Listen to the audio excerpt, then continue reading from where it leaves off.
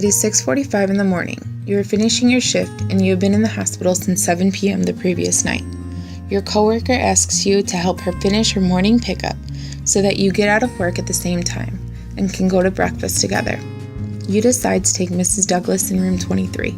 She is a sweet elderly woman who was admitted for meningitis and placed in isolation.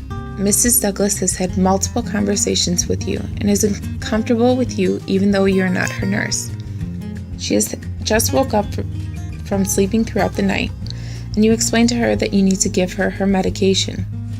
This will only take a few moments to administer, so you put on a pair of latex gloves and a gown before entering the room. As you are finishing up, she coughs on you, and some of her sputum gets on you. You realize that you forgot to put on a mask before entering her room. As a nurse, you know that meningitis is not spread through simple skin-to-skin contact, but through mucosal membrane fluid. It is unlikely that Mrs. Douglas has spread the bacteria to you, but this incident has served as a wake-up call to you on how important it is to wear PPE. What is PPE? PPE is personal protective equipment. Commonly referred to as PPE, it is equipment worn to minimize exposure to serious workplace injuries or illnesses. Some career fields that require PPEs are construction, electrical, and medical. These injuries and illnesses may result from contact with chemical, radiological, physical, electrical, medical, or other workplace hazards.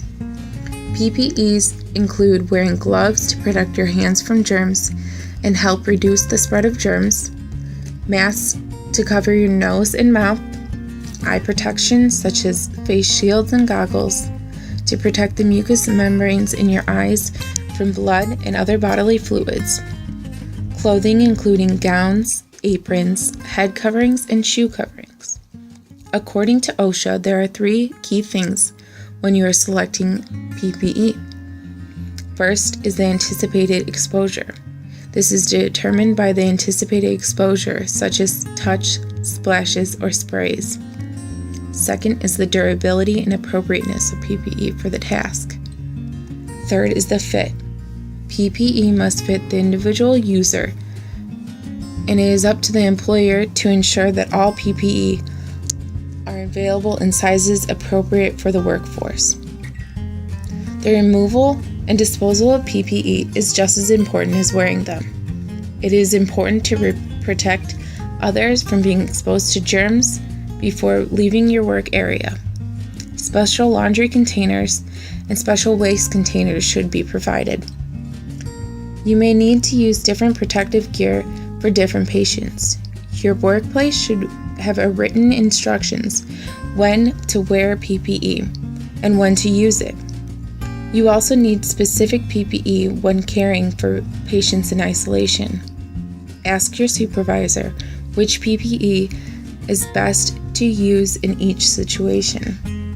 Ultimately, it is up to you as the nurse to decide the appropriate PPE for you and your patient, because as a healthcare provider, it is important to protect yourself and others from the spread of bacteria.